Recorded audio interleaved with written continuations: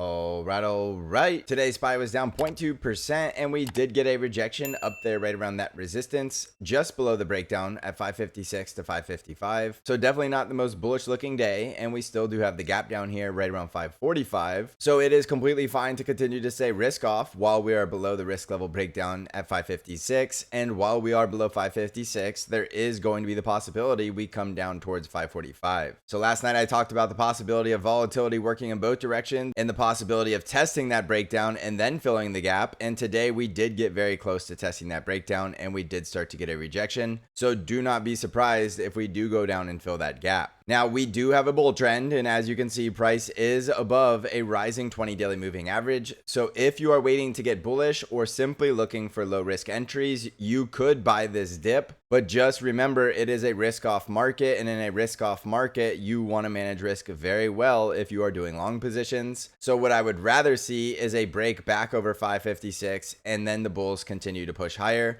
And that would give me a lot more confidence for the bullish direction and the bullish trade. So if you want confirmation that the bulls are alive, you really want to see SPY back over 556. Otherwise, you're buying the dip at your own risk, because we are in a risk off state below 556 with the possibility of going lower towards 545. And then of course we could go even lower than that. So make sure you have a trade plan prepared. A lot of people totally understand the bearish scenario. It's very easy to understand how this thing could just continue lower in the month of September. What I think a lot of people will rule out is the possibility in this bull trend we have the bottom in early August, and we're just simply putting in a higher low before the next higher high. This scenario is more than likely the scenario people are writing off, which could mean this is the scenario we get. But as I said before, I'll be a lot more confident when SPY is above that risk level at 556 that we will go higher to a new all-time high. Below 556, you could just stay risk off, and it's really just that simple. On the NASDAQ 100 triple Qs, we were down 0.26% today, and very similar to SPY, the bulls were trying to push, but the rejection occurred, and we still closed lower on the day, and we do have that gap to fill right around 454, and we are in a risk-off state while we're below 473. So again, do not rule it out that the bulls could put in a higher low here and still continue to push higher. However, while we're below the risk level breakdown at 473, there's no reason to get overly bullish, so do not feel like you have to become bullish while we are below 473. You could simply stay risk off. If you're buying the falling knife or the dip, then you are going to be managing risk right around that gap fill zone at 454 or this support right around 457. And it could be very likely we came all the way down here to actually close the gap. So don't be surprised if it happens. But I will remind you, we also do have a gap to the upside at 493. So when you're in the middle of two gaps, you really never know exactly which gap is going to fill first. And then very quickly, let's do a recap of Bitcoin. I told you we're still in this range at 57,500 up to about 61,600. And intraday, we were below the bottom of this range, and it is now looking like that could have been a bear trap where price breaks the support, gets the liquidity of the people exiting and running for the door or hitting stop losses, and then we get that false breakdown as we continue higher. And that's why it's called a bear trap, because price was looking like it was going to break down and go lower.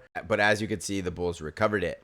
Now, we still do have a bear trend, and we are still below a -5 daily EMA. So it's very hard to say this is bullish. And it does look like even if we do get a bounce to the top of the range, there's still the possibility that it's just going to be a head and shoulders breakdown from the right shoulder. So it's very difficult to say if Bitcoin is going higher or lower right here. All I know is that it's likely going to stay in this range until we see a very impulsive breakout. So you could just continue to trade around in this range. But if you're waiting to get bullish, you really want to see a break of the top of the range, and if you want to get bearish, you really want to see a break of the bottom of the range, and not just a price action break of the range, but actually a break and hold below it and then push down to the bottom of the next range. So below 57,500, stay risk off, and that means we would go to 53,000, but as you can see, there's the chance the bulls close above it. So jumping back over to the S&P 500, we are definitely in risk off states across the market, but it is still a bull trend on SPY. We are still above a rising 20 daily moving average, and we still do have a gap to fill to the downside. So it's likely going to remain a volatile market. Even if we continue to pull back, it could still be a higher low within a bull trend, but it is the month of September, and we are going into the election very soon. So volatility is very likely not going anywhere until after the election. So be very, very disciplined in volatile markets. You can make money trading in either direction, and today was a perfect example of that. If you went short near resistance or long near support, you should have made money today. And if you're swing trading, it could be in the middle of a transition from a bull trend into a bear trend or a pullback until we resume the bull trend. So it could also be difficult for you swing traders as well. And that is why we are currently in a volatile market, as traders are shuffling around and trying to figure out what the hell is going on. So no matter what you're doing, long or short, it should not matter. What is more important is that you have a very disciplined trade plan around following price action and managing risk at the critical risk levels. That is what we are going to continue to do in the Stock Channel Discord server. The day trading conditions are getting better by the day, so we'll be doing a lot more day trading, and I expect the swing trades to do very well as we continue to shake out this volatility as well. So if you want access to all of my intraday updates, my technical analysis, and my trade ideas, that's in my Discord server, and you can find out how to join the Stock Channel Discord by clicking on the link in the description of this video. So thank you for watching, everybody. I hope you're crushing this market, and as always, I will see you in the next episode.